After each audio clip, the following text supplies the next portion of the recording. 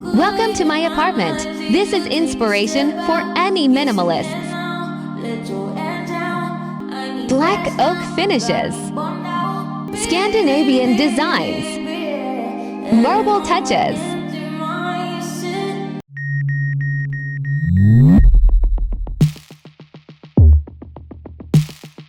Every trend has a story. Sometimes it's superficial. Someone did something and everyone followed. But this one is old. It appeared long before your time, before the internet, back when people thought the sun revolved around the earth. Now, you can see it everywhere.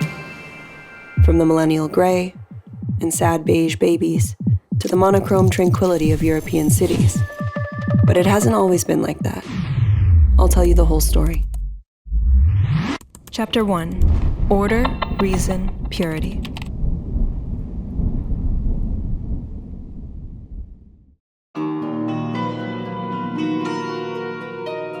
What is capital C culture for Western man?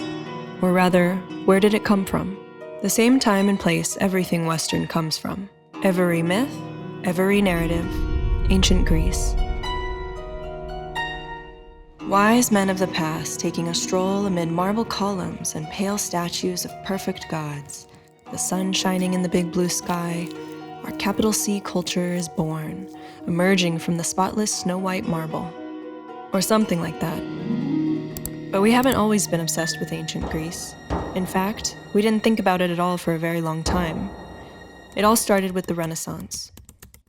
We looked to the past, found the ruins, loved the aesthetic, glorified it, and resurrected it. We replicated columns, porticos, architectural orders, and statues. We based our art on it. We based our views on it. We based our politics on it. But this is all a lie. This Greece, this soothing, colorless dream, never existed. Ancient Greeks were drowning in color. Their public buildings, their temples, their statues of their gods and heroes were plated with gold and painted in bright hues. Painted all over the skin, the hair, the lips, the clothes, the eyes, the beards. Winds and time have erased the colors almost completely, leaving us with the naked marble. This is a fact, first proven in the 18th century and confirmed many times over since then. But then, just like today, discoveries didn't change the narrative. In the 19th century, this idea of a colorless and non-existent ancient Greece persisted. It was revered, referenced, and iterated with unyielding consistency. Archaeologists and museum curators scraped away any traces of paint they could find. After gaining independence from the Ottoman Empire, the Greeks themselves polished the columns in Athens in order to better meet the expectations of their new ruler, a Bavarian prince whose knowledge of Greece was limited to textbooks and museums. He had to see Athens exactly how he imagined it, in white. Today, colored Greece is no longer a speculative concept. You can actually look at it, thanks to 3D reconstructions. But the public perception hasn't changed. The myth of white Greece serves as a perfect reflection of some people's values and sense of identity to such an extent that white marble heads of Greek philosophers are now used as profile pics of the alt-right. I mean, I get it. Could you possibly imagine one tweeting about race and purity while looking like this? Chapter 2. Peacocks.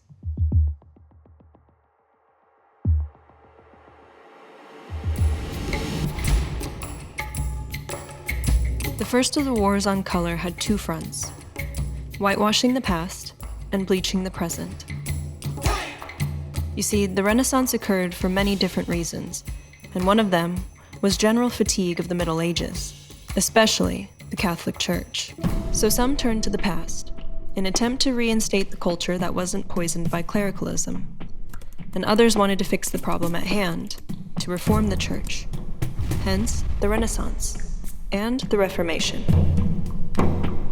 Reformation is the general term for several concurrent movements that took place throughout Europe in the 16th century.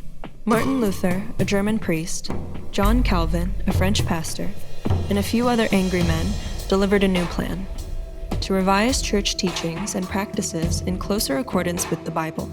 The Catholic Church at the time was not known for its restraint. the sale of indulgences, general lack of moral purity among the clergy, and, of course, excessive use of color. Even Gothic cathedrals, which we are used to seeing as gloomy, were often painted in bright colors. To the Reformation leaders, color was one of the enemies. It was necessary to either limit its presence or ban it completely. Calvinists regarded color as obscene. It was banished from clothing, from church, and from minds. The multicolored stained glass windows of Catholic cathedrals were condemned and destroyed. Philip Melanchthon, the first theologian of the Protestant Reformation, preached that bright, colorful clothes made people look like peacocks. Subdued, muted, non-provocative colors, black, gray, beige, dull green, dim blue, were proclaimed appropriate for pious Christians and honest workers. And it pretty much stayed that way. So, the Reformation and the Renaissance, these two synchronous processes, forever bound the excess of color to indecency and vulgarity. But ancient Greece and Gothic cathedrals in color do look weird. This myth is so deeply rooted in our brain that it all seems unnatural, tasteless, inappropriate. But this doesn't, because color was and is a quality of the foreign. Chapter 3: Peasants and Savages. In the 19th century, Britain, France, Germany, Russia, and others sought to expand their imperial dominance further. The East was rich with resources, and the global markets yearned for them. By the beginning of the 20th century, the 10% of African territory that was under European control had turned into 90. Britain colonized India, France colonized Vietnam, Laos, Cambodia, Kenya, Uganda, the Congo, islands in the Pacific Ocean, and many, many more lands were now subjects of the European powers. Travel became easier, and people rushed to investigate the East. Sketches were made, notes were taken, traditions were studied, and conclusions were drawn. Architect Le Corbusier, the spiritual father of standardized construction, traveled the East, saw it all, enjoyed it, but was happy to go home. So happy, in fact, that in his travel notes he actually wrote, "Oh, light, marbles, monochrome." The East wore him down. Everything had color.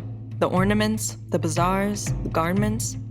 It was unnerving, and this distaste was promptly supported by the following explanation. Color is suited to simple races, peasants and savages. And just like that, racism became an essential part of the war on color. Not only because of Corbusier, of course, but because of many like him. Till today, when the East comes into the story, color tends to come with it. We're not surprised by vivid Egyptian murals. Exotic things should be colorful. We just find less color to be more respectable.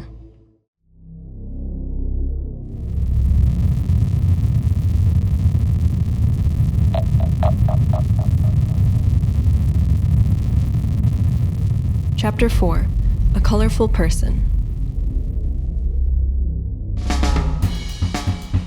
Don't get me wrong. Of course, there were the costumes of the French aristocracy, and hippies, and disco, and the Met Gala, and Lil Nas X, and the Barbie, and many other things. But all of them were defying the norm. Hippies were a minority, a subculture, and French court fashion only further linked color with excess and extravagance. As our society became somewhat egalitarian, men's fashion, once filled with color and joy, became drab and washed out. But people are wearing more color now. Well, of course they are. For the last several decades, we've been fighting racism, misogyny, and Orientalism more than we ever did. The other is not as scary as it was before. But the war on color is still going strong. People still get beaten up for their hair color. Color in men's fashion is still frowned upon. Color is feminine, childish, queer. Color is superficial, secondary, and unprofound. How often do you see, let's say, a pink car? To me, it happens like once a year, maybe. Why is that? Why do all traffic jams look like this? You see, Serious people don't use color, especially when it comes to serious things. Elegance, dignity, decorum, and gravitas, these highly desirable qualities, are still monochrome. Beige nurseries, Kim Kardashian's interior design, gray millennial walls, endless influencer routines in minimalist apartments are mere attempts to be associated with the world of respected people, and it is something Kim Kardashian excels at. There is one more thing to consider. Nothing can exist independently from the mind which perceives it. As humans, we ourselves imbue objects with color. When a light wave strikes an object, its surface selectively absorbs some wavelengths and reflects others. Color is a construct manufactured by our brain. Assuming color is real, we feel free to deny it or accept it if the situation calls for it. And in doing so, we attribute meaning to something that never actually existed. Maybe I'm wrong. Maybe there is some evolutionary explanation for all this. Maybe monochrony is supposed to help us keep calm in a world filled with turmoil. Maybe Kim Kardashian just wants nothing to agitate her brain. But even if it is true, do we really want to be so calm?